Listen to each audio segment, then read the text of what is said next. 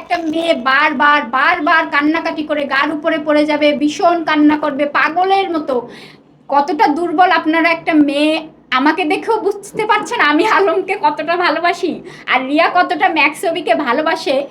দেখেন আলম অসুস্থ, সে কিভাবে হাঁটছে, জাস্ট ভিউ মানে দেখাচ্ছে সোসাইটি, ভেতরের কষ্টটা অভিনয়। কিন্তু আমি কিন্তু ভিডিওটা জানি না আমার ভিডিওটা হচ্ছে, আমার চেহারাটা দেখেন। মনে করেন ভালোবাসা এক জিনিস, বারবার একটা মেয়ে, এটা সত্যি কথা ভাই। আমি এখন পর্যন্ত দেখেন ম্যাক্সবি ছেলেটাও যে ভালো চরিত্রবান না তা কিন্তু না, এই যে কথার সাথে কিন্তু ওর একটা, এটা কিন্তু সত্যি কথা, কথার সাথে যে তার একটা সম্পর্ক এটা কিন্তু মিথ্যা না। ইতি কিন্তু বলেছে, বাসায় নিয়ে গেছে কথাকে, অনেক ভয়েস কিন্তু আমার কাছে আলম পাঠিয়েছে ম্যাক্সবিরই কথা। কিন্তু রিয়ার ব্যাপারটা আমি সামনে যেটা দেখেছি, মনে করেন যে ইতি কথা, এরা তো হিরো আলম ভাইয়া, ওদের কাছে হিরো আলম ভালো, কিন্তু আমি জানি, রিয়া জানে হিরো আলম চরিত্রটা কতটা খারাপ। সেরকম ইতিও জানে, আমার কাছে তো ছোট ভাই ম্যাক্সবি, সেখানে অভি আমার কাছে তো ভালো, আমি যেটা দেখেছি। যে কান্নাকাটি, আমি তো পাগল হয়ে গেছি, অসুস্থ হয়ে পড়েছি কয়বার। এটা হচ্ছে রিয়েল লাভ। যেরকম আলম আপনার আলম রিয়াকে কিন্তু অনেক ভালোবাসে। আলম আমাকে বলছে দেখো আমি রিয়াকেও ভালোবাসি তোমাকেও ভালোবাসি, রিয়াকে একটু বেশি ভালোবাসি, সেটা তো বুঝেছো। ও 100 লোকের সাথেও যদি শারীরিক সম্পর্ক করে আসে আলম কষ্ট পাবে, তারপরেও ওকে রাখবে। এটা হচ্ছে ভালোবাসা। আরেকটা কথা কি, আলম কিন্তু এই যে দেখছেন না, এই আবার দেখবেন, আমি মিথিলা আজকে আপনাদেরকে বললাম ওদের ভেতরে এই সকালে ঝগড়া বিকেলে ঝগড়া লেগেই আছে। আগের দিন আলম হাতটাত কেটে, ওই যে মনে পড়ে না যে নিজের ভালোবাসার মানুষ যখন অন্যের কাছে যায়, এটা যখন ওটা নিতে পারে না আলম, ওইটা নিতে পারে না, ও অসুস্থ হয়ে পড়ে আর তখন রিয়াকশন করে ওদের। আবার আলম দেখবেন আপনাদের সামনে রিয়ামনির বদনাম নিয়ে খুব দ্রুত চলে আসবে, কারণ ওর কর্মকাণ্ড, ও আলমের সাথে সময় কাটায়, ম্যাক্সের সাথে সময় কাটায়, আরো ওর সুগার ড্যাডি আছে। হ্যাঁ সত্যি, আমি তো সত্যি কথা বলি। হিরো আলমের সঙ্গে রিয়াই আমাকে দেখা করতে বলছে, দেখা করার পরে হিরো আলম বারবার আমাকে বলছে রিয়াজকে, ম্যাক্সবি রিয়াজকে মারতে ফেলবে। আমি না বলি কি শোনো, এখানে দোষ গুণ কার? তার আগে রিয়ামণি নিজেই বলছে যে ওই ম্যাক্সের সাথে ওর একটা শারীরিক সম্পর্ক হয়েছে, ও নিজে বলছে। তারপরে হচ্ছে আমার সামনাসামনি একটা রেস্টুরেন্টে বলছে যে মিথিলাও জানে। আমি বলছি না আমি কিছু জানি না, দেখ আমার এর ভিতর ঢুকাবি না। এখন বারবার যখন ম্যাক্সবিকে করতে চাচ্ছে, আমি চিন্তা ম্যাক্সবির যদি কিছু হয়, দেখেন ম্যাক্সবির কিছু হলে আমার কি, তাই না? কিন্তু আলম যদি কিছু একটা করে, আলমের কিছু একটা হলে তো আমি কষ্ট পাবো।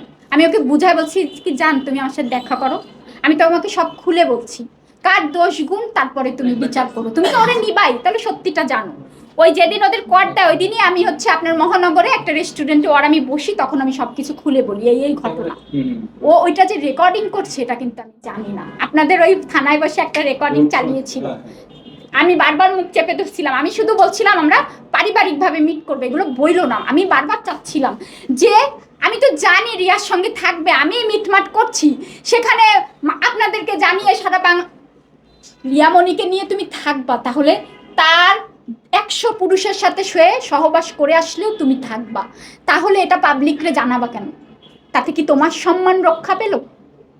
তাই না? এটাই আমি বোঝানো, আপনারা যে দেখছেন থানা, এটার জন্যই আমি বারবার দৌড়াদৌড়ি করছি, বুঝতে পেরেছেন?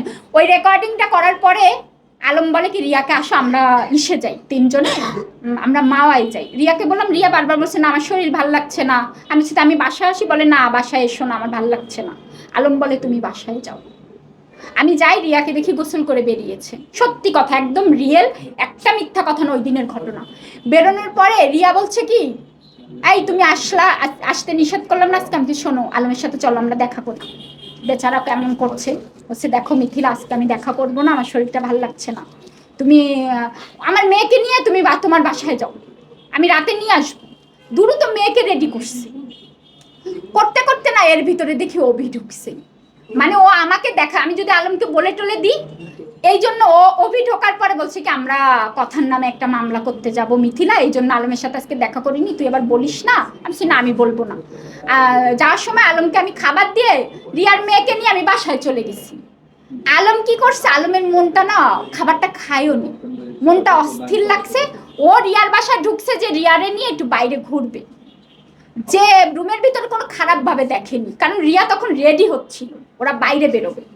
ওই আলম যে দেখছে, এর ভিতরে আমি বাসায় পৌঁছে আমি যতটুকু জানি, আমি না ভিডিও কল দিয়েছি, তখন দেখছি খাটের উপরে ম্যাক্স ছবি রিয়াজ বসা, আলম বসা, রিয়া আমাকে ভিডিও কলে দেখাচ্ছে। আমি মনে করছি মনে হয় রিয়া ডেকেছে, ডেকে মীমাংসা করছে।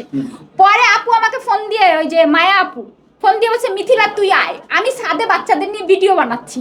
আমি ওই লাইফ টাইম, আর আমি বেশি না, আমার মোবাইলে আসে না, আমি দেখি না তো এইসব ভিডিও। পরে হচ্ছে আপনার রিয়া, ওই যে আপু বলছে এদিকে ঝামেলা হচ্ছে এই সেই, তাও না আমি জানি না। পরে আপনার আলম আমাকে ফোন দিয়ে বলে ওদের কর দিয়েছি এই সেই, তখন আমি ফেসবুকে ঢুকে আলম আমাকে শেয়ার পাঠাই। তখন আমি ঢোকার পরে তাও আমি বলি না না আমি এই ঝামেলার ভেতরে যাব না। ওর মেয়েরে বলি আম্মু ঘুমাও তুমি, 10টার দিকে ওর মেয়ে আর থাকবে না, বাসায় আসবে। মানে আমি এর ভিতর ঢুকতামই না। তখন আমি এসছি, এসে এসে হচ্ছে রিয়াজরে দেখছি খাচ্ছে। আমি চাই রিয়াজ তুমি বেরো তো, যারা গুন্ডারা বসে আছে বাইরে এদের নামে আমার মামলা দেওয়া, তোমার হাত ধরে নিয়ে আমি বের করে দিই, কেউ কিচ্ছু করবে না। রিয়াজ রেডি হয়েছে ওরে নিয়ে নামবো, এর ভিতরে পুলিশ টুলিশ চলে আসছে।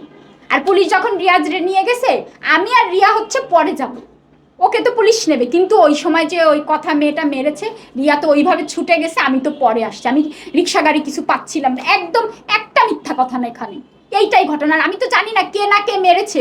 তোমরা যে সাংবাদিক ছিল, আমি তো মনে করছি আলমের লোকজন, আমি ওই রক্ত দেখে আমি উত্তেজিত হয়ে গেছি।